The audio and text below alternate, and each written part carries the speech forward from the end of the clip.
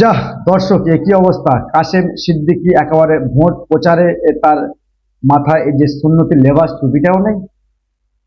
দর্শক, এই ছবিটি ভাইরাল হিসেবে আমাদের কাছে এসছে। তো এই ছবির সত্যতা আমরা যাচাই করিনি, জাস্ট আমাদের কাছে কিছুক্ষণ আগে এলো, তাই আমরা এই প্রতিবেদন তৈরি করছি। দর্শক, এই কাশেম সিদ্দিকী আমডাঙ্গা বিধানসভা থেকে তৃণমূলের টিকিটে লড়ছে, অর্থাৎ দিদি তাকে টিকিট দিয়েছে। তৃণমূল কংগ্রেসের প্রার্থী আমডাঙ্গা বিধানসভাতে আইএসএফ এর যিনি প্রার্থী রয়েছেন বিশ্বজিৎ মাইতি, তার বিরুদ্ধে লড়াই করছেন। তিনি একটি হিন্দু বর্ণের মানুষ, আইএসএফ এর তরফ থেকে আর কি তিনি প্রার্থী হয়েছেন।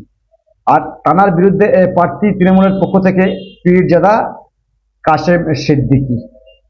তো এই ভিডিওটি আমাদের কাছে এসছে, প্রথমে আমরা ভেবেছিলাম এআই ভিডিও, তারপর এখনো তার সত্যতা জানতে পারিনি আমরা। তারপর যেটা দেখে মনে হচ্ছে দর্শক, কাশেম সিদ্দিকীর মাথায় মানে ভোট প্রচারে তিনি গিয়েছেন একেবারে টুপি খুলে, মানে তৃণমূল কংগ্রেস করতে গেলে কি টুপি ফুপি খুলতে হয়?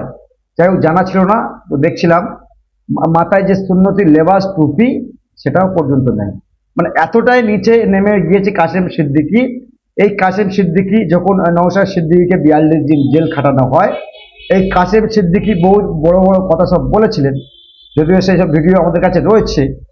তো তৃণমূল কংগ্রেস যারা করে তাদের মাটি দেওয়া যাবে না, মানে ভোটটা যারা করে আর কি, বা তৃণমূল কংগ্রেস যারা নেতা তারা মরে গেলে তাদের জানাজা পড়া চলবে না, তাদেরকে টেনে টেনে ওই নবান্নতে ফেলে দিতে হবে।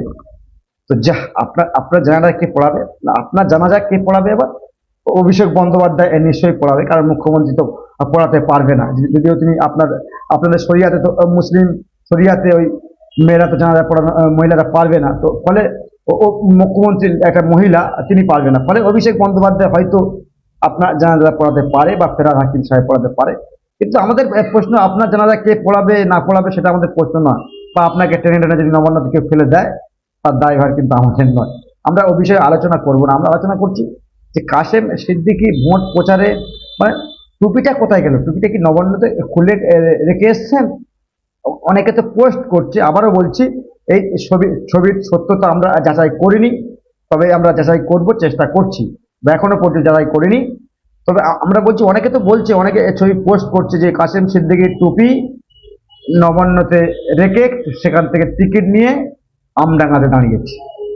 দর্শক, সত্যি কি এটা কাশেম সিদ্দিকী টুপি খুলে নবান্নতে রেখে এসছেন?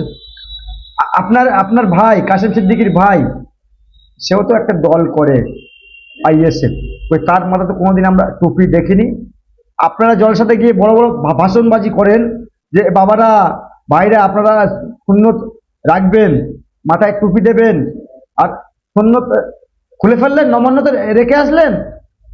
আচ্ছা। তো এই কাশেম সিদ্দিকী বড় বড় কথা বলেছিলেন। তো এখন যেহেতু তিনি তৃণমূলের প্রার্থী, তো বেশি কিছু বললাম না। এই ছবিটি ভাইরাল হিসেবে আমাদের কাছে এসছে, আমরা ভিডিওটি বানালাম না। প্রথমে দেখলাম বিভিন্ন মিডিয়াতে পোস্ট করছে, বিভিন্ন ফেসবুকে পোস্ট করছে, অনেক কিছু লিখে। তো আমরা ভাবলাম একটা প্রতিবেদন তৈরি করি, তার চটি চাটা কাশেম সিদ্দিকী অনেকে তো বলছে। দর্শক, যেটা বলার বলবেন। আবারও বলছি, এই ছবির সত্যতা আমরা ইনসাফ টিভি যাচাই করেনি। তো এটাকে রিয়েল অনেকে মনে করবে হয়তো, কিন্তু এর সত্যতা আমরা যাচাই করিনি। তো আমরা দেখলাম সোশ্যাল মিডিয়ায় পোস্ট হচ্ছে। তো যদি ছবিটি এআই হয়, এগুলো উচিত নয়। আবারও বলছি, এআই ছবি হয়, এগুলো উচিত নয়। একটা পীরজাদাকে নিয়ে এমনটা করা একদমই উচিত নয়। তবে করবে না বা কেন? তিনি যে বড় বড় ভাষণবাজি এই সরকারের বিরুদ্ধে করেছে, ফলে এখন টিকিট নিয়ে আমি তো ভাবছি কি বলে তিনি ভোট চাইবেন। আমি তো এটাই ভাবছি, কাশেম সিদ্দিকী জনসাধারণের কাছে যাবে কি বলে ভোটটা চাইবেন, যে আমাকে ভোটটা দেবেন, জানাজার নামাজ আমি করিয়ে দেবো। কদিন আগে তো বলেছেন জানাজার নামাজ পড়ানো যাবে না তৃণমূলদের। দর্শক, যেটা বলার বলবেন, আর নজর রাখবেন আপনার কণ্ঠ, আপনাদের কণ্ঠ ইনসাফ।